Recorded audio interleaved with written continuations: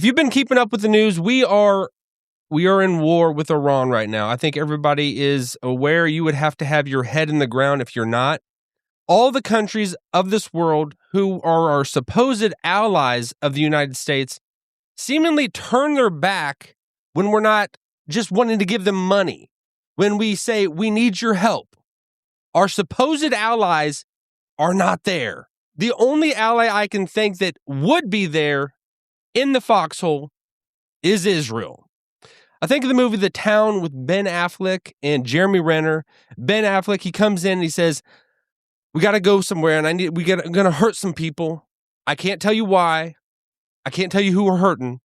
And Jeremy Renner, he says, which car are we going to take? That's, I think, the relationship between the United States and Israel. And I didn't look up that quote. I thought it would be more real and authentic if I just took it off the top of my head.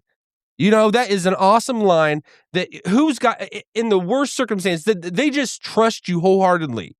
And I think that is what the United States and Israel are, you know? I know we got our issues. I know that there's a massive uprising within the United States that can't stand Israel. That's the way it is. And I know that long term, I mean, I'm thinking kind of near long term, people are gonna hate on Israel. That's like kind of the direction we're going. We see the younger generation and the people that want to grift and want to get on this. They want to hate Israel, whatever, you know. And I might be you look stupid later on. I don't care. Long term is Israel is going to be the global power. They're the ones that have the promises of God. They're the ones that God is going to bless. I don't care how stupid you think I sound. This is the real deal. And even though it might sound good to the world to hate Israel and not stand with Israel, whatever, you know, I'm thinking long term, it's probably best for the United States. It is in our best interest if we stand with them, if we support them, and we know that they're going to support us and stand with us. The other countries that are our supposed allies, we say we need your help in securing the Strait of Hormuz. It would benefit you, all the rest of the world. You know, Japan, the UK, all these other European nations or whatever. They're okay with us giving them billions of dollars. But when we need your help, that's why Donald Trump he said it was a good test. It was a good test because it showed who our true ride or die is. And I would say, even though there are issues right now, I mean, even me saying this, Donald Trump, he issued a statement just yesterday. I'm actually going to look at this and put it on the screen so you can see it as well. It says, Israel, this was put out by the White House yesterday, 10 hours ago, actually. A post from Donald Trump said, Israel, out of anger for what has taken place in the Middle East, has violently lashed out at a major city known as South Pars gas field in Iran. A relatively small section of the whole has been hit. The United States knew nothing about this particular attack, and the country of Qatar was in no way, shape, or form involved with it, nor did it have any idea that it was going to happen. Unfortunately, Iran did not know this or any of the pertinent facts pertaining to the South Pars attack, and unjustifiably and unfairly attacked a portion of Qatar's LNG gas facility. No more attacks will be made by Israel pertaining to this extremely important and valuable South Pars field unless Iran unwisely decides to attack a very innocent, in this case, Qatar, in which instance the United States of America, with or without the help or consent of Israel, will massively blow up the entirety of the South Pars gas field at an amount of strength and power that Iran has never seen or witnessed before. I do not want to authorize this level of violence and destruction because of the long-term implications that it will have on the future of Iran, but if Qatar's LNG is again attacked, I will not hesitate to do so. Thank you for your attention to this matter. So there is what can we really trust in the fog of war? Because this is a war. I know we're trying to be technical and call it a operation, just so we can maybe not have to go to Congress for a little bit. I don't know. That whole thing of having to go to Congress because they hold the purse strings is kind of when you're in war, like we need to go have a vote. Can we go attack this country? Yay or nay? Are you okay with this? Is everybody on board? Our commander-in-chief says we need to attack a country. We don't need to give them a heads up that we're going to do so. And I know that, there's different laws that have come along that have kind of retracted that and made it more so it's more justifiable. But still, the whole idea that we need to go to Congress, that's kind of silly. And I'm not a constitutional scholar. I know the people lawyers that do all that, but I mean, just on the face of it, I'm a real man's man. We don't need to be just telling the enemy we're coming.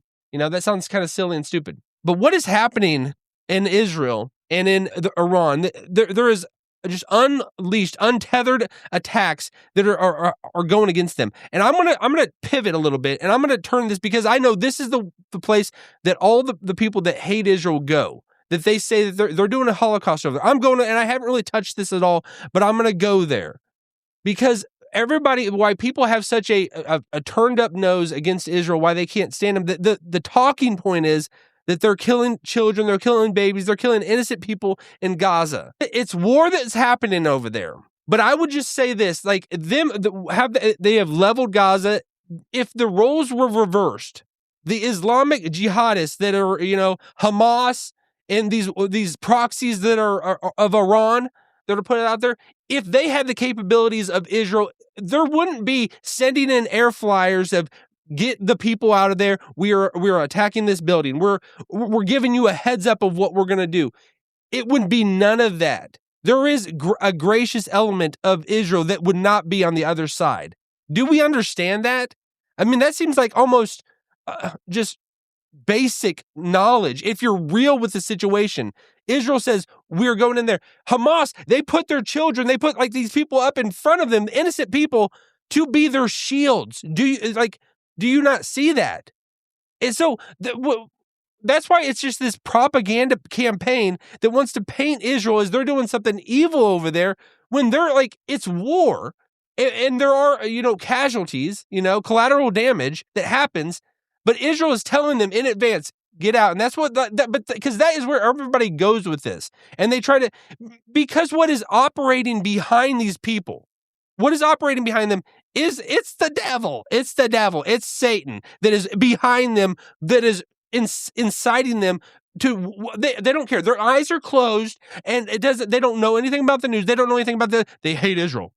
And by extension, they have an animosity towards Jewish people. That's where it goes. That's where it goes. So that's what was going on, because they don't care about what's actually happening.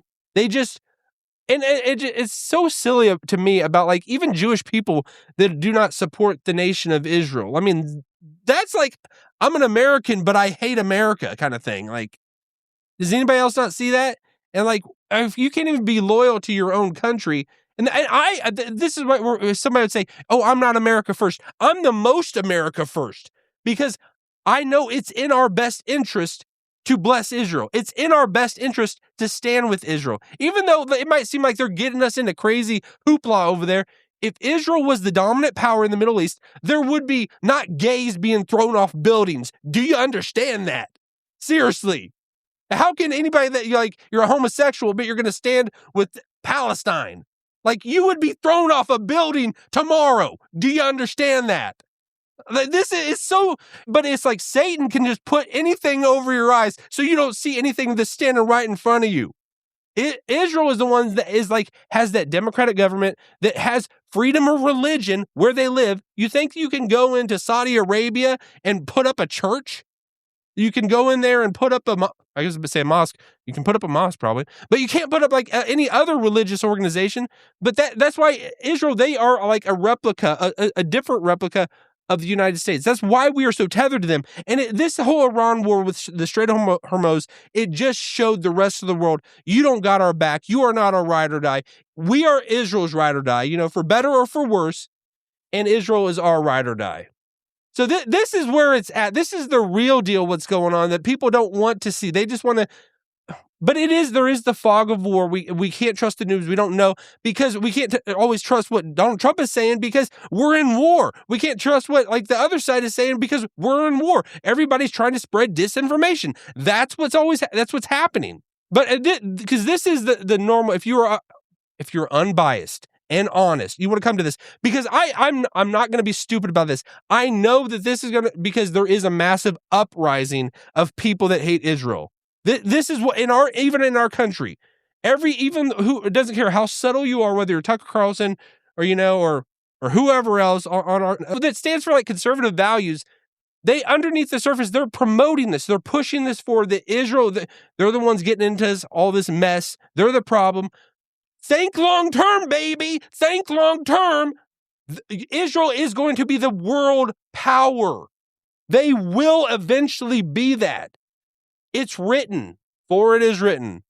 But I do understand that before that, Jews in Israel will be heavily persecuted, but I'm going to stand with Israel. I'm going to stand with what God's people is. God's people, that is his covenant people. Regardless of what you think, what anybody wants to feed you and make you think something completely unbiblical and completely does not align with Scripture, because the people that want to promote that shit are the ones that don't want to go to the Bible. They want to talk about the Bible, but they don't want to read about it. They don't want to actually get into it. They don't want to actually look at it. They want to close their eyes and just say, well, the Bible says, and you don't even know what the hell you're talking about. I know new administrations that come, because the differences of some people are going to hate Israel and some people are going to love Israel.